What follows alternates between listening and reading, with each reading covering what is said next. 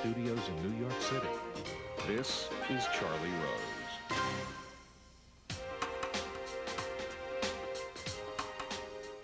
A Super Bowl champion will be crowned on Sunday when the New York Giants and the New England Patriots face off at Lucas Oil Stadium in Indianapolis. It is a rematch from 4 years ago when the Giants beat the Patriots in dramatic fashion. This year's game asks these questions. Can the tandem of Tom Brady and Bill Belichick win for a fourth time and solidify New England's place among the great NFL dynasties? Or will the Giants' pass rush remain dominant after overwhelming its previous playoff opponents? Many say the game could wind up being the most watched program in television history. Joining me from Indianapolis, Mike Lupica. He is a columnist for the New York Daily News and host of the Mike Lupica Show on ESPN Radio. And Adam Schefter. He is ESPN's NFL insider. He also happens to have over 1.2 million people who follow him on Twitter. I am pleased to have both of them on this program. Welcome. Hey, Charlie. Thank you for having us, Charlie. Pleasure. Mike, let me begin with you. You have been writing that this is the dream matchup, that this is one of the all-time great contests in sports, like Ali Frazier, like a whole range of others, whether it's basketball or football or boxing or tennis, that this is one of those. Tell me why.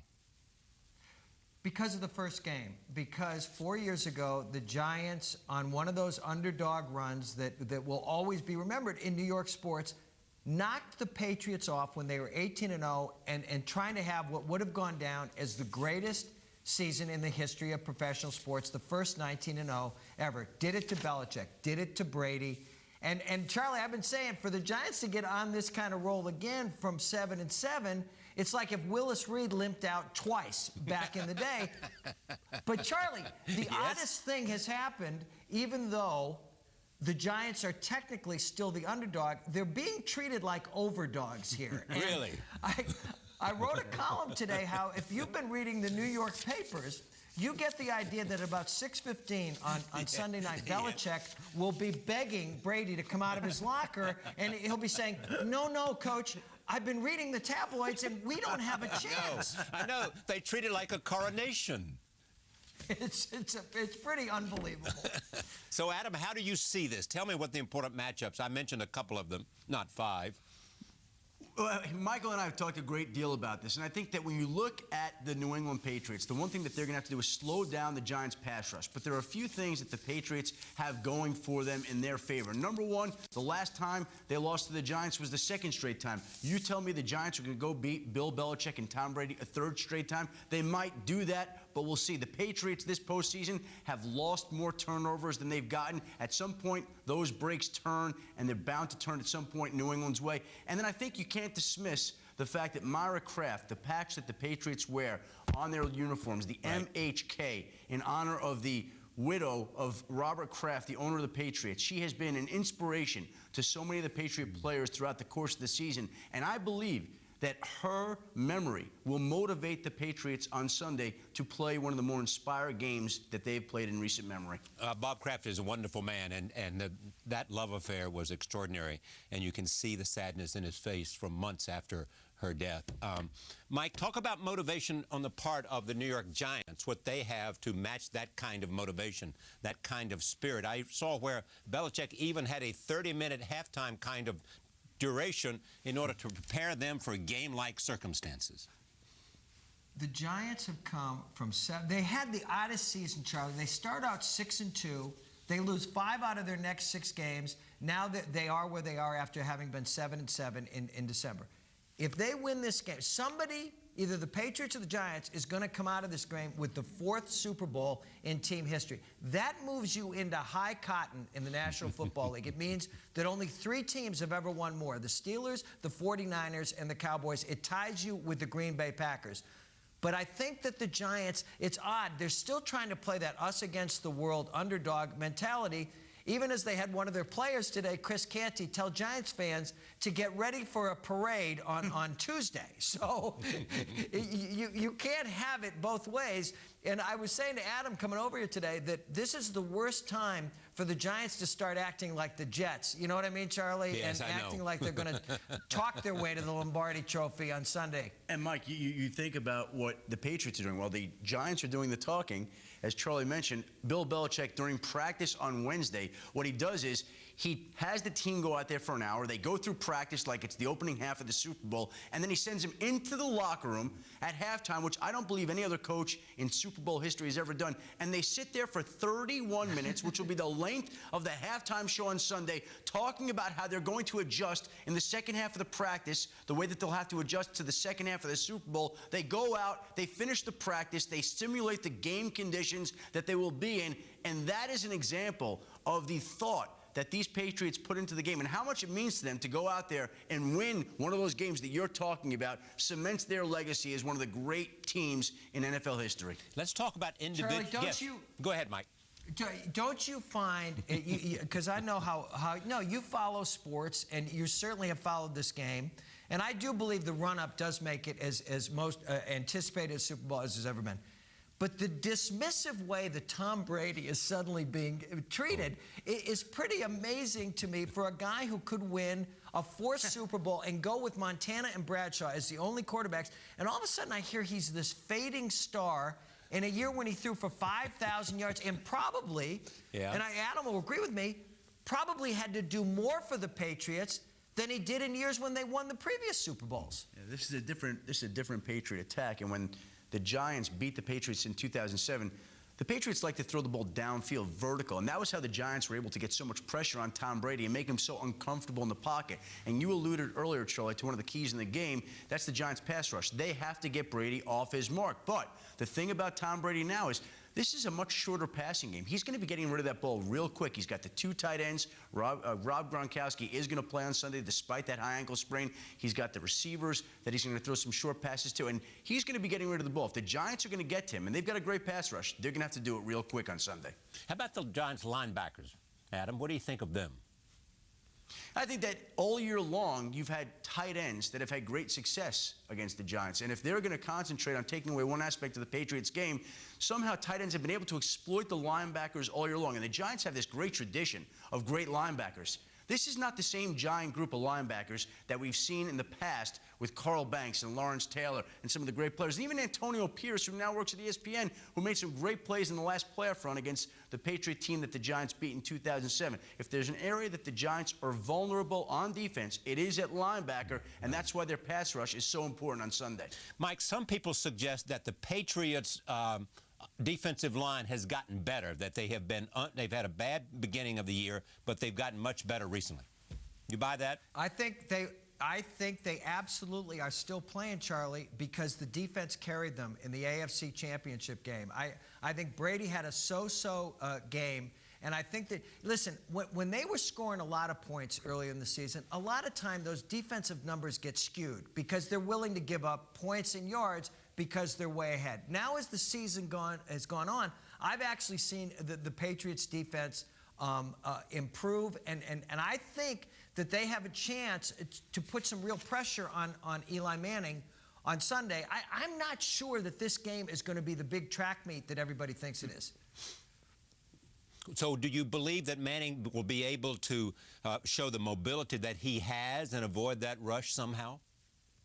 Well, you know, it's funny, Charlie. I went back the other night, and it's the first time I watched the winning drive from Glendale, Arizona, since I watched it live, okay? Yeah. And that really cemented whatever legend Eli is forging with the Giants. And the thing is, that drive, Adam and I were talking about this today, it was like a fire drill. He's throwing wild right. He's throwing, yes. He gets the luckiest catch in the history of organized sports in America, and they're hanging on by their fingernails, and he finally throws the pass to Plex. One of the things that's been amazing about the run-up to this game is people act like Eli and the Giants kicked the Patriots' butts in the game 4 years ago and the game in November. They won by 3 points, and they won by 4 points because their quarterback had the ball last. And you know what, Charlie? I actually think on Sunday, whichever team has the ball last is going to win the Super Bowl. Okay, Mike, to go back to that Super Bowl, Charlie, the amazing part about that pass that Mike is talking about to David Tyree, which is, to me, the greatest play in Super Bowl history, is one play before Eli Manning rolls out, throws a pass along the sideline that the Patriots cornerback Asante Samuel goes up to catch. Asante Samuel at that point had picked off 16 passes the past 2 years. The interception goes into his hands, it goes out of his hands. If he holds on to that interception, the game is over. The Patriots win. They become the first team to go 19-0. And this week, we're talking about Brady already being the greatest quarterback of all time and how Eli Manning has the pressure on him to prove that he can finally break through and win the big one, all because Asante Samuel dropped an interception. But are you telling me that if Eli Manning has the game of his life and the Giants win, it will not elevate him to a place close to Brady, or does he have to win 4 in order to be there? Well, he's not at the Brady level yet, but Eli Manning has taken major steps and developed himself into one of the top quarterbacks in the league. And clearly there was a debate about that in the past. And the fact that we're even talking about Eli Manning in that breath tells you how much his reputation has grown. To me, he's already maybe the greatest quarterback who's ever played in New York. When you compare the numbers, certainly the most productive who's ever played in New York. And now you're starting to hear people say, well, is Eli Manning even in the same category as his brother Peyton, who's a surefire Hall of Famer? So Eli Manning has gotten some of that respect. The more these Super Bowls you win, the more respect you get, the more people talk about you. And Eli already has taken some steps to becoming basically one of the top quarterbacks in the NFL. What about the Giants' running game, Mike, though? If they can get a score or 2 on the board and keep Brady out of the game, it's game for the Giants. You know, going into a game, Charlie, you're absolutely right. Going into a game like this, especially with 2 high-level quarterbacks like this, sometimes you ignore the running game. And I believe that you're absolutely right about the Giants' running game. I think running the ball is more important to the Giants on Sunday than it is to the Patriots. I think you're going to see a whole lot of no huddle from Tom Brady. I think he's going to it's going to be like an old-fashioned West Coast offense. They're going to use short passes as their running game and try to run the clock that way. Ahmad Bradshaw's foot is once again an issue. His foot might be as much of an issue for the Giants as Gronkowski's ankle is for the Patriots.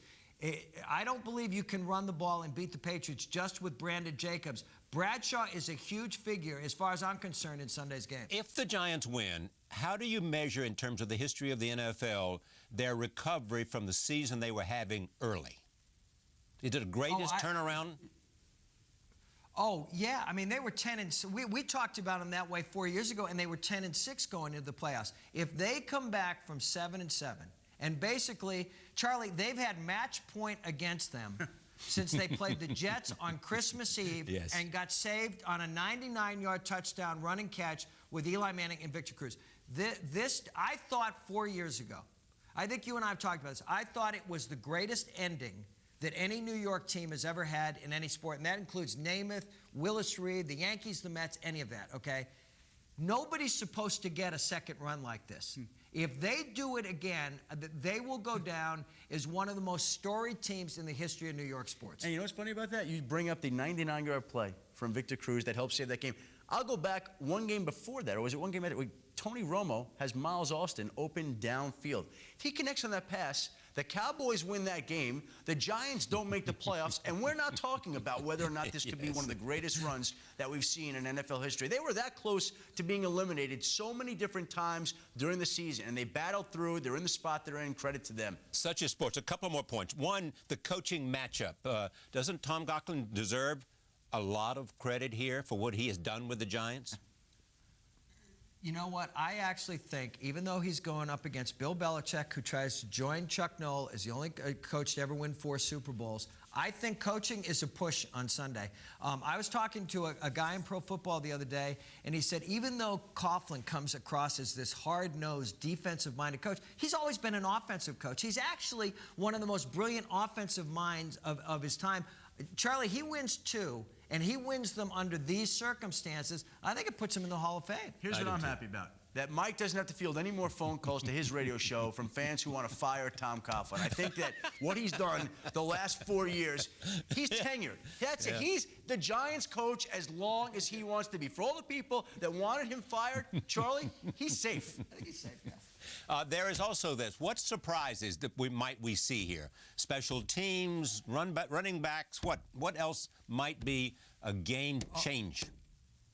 Well, here's the thing. And you know, you sound like some tortured coach who's been locked in a room watching film when you talk about turnovers.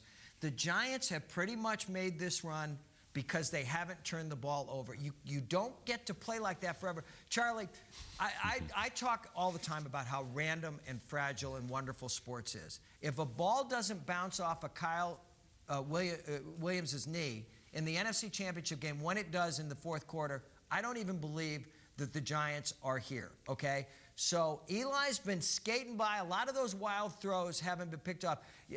See which quarterback has the first turnover on Sunday, and it may tell you a lot about how this game's going to go. So, Mike, is this going to be as much fun for you as watching the Republican debates, which you've also been writing about?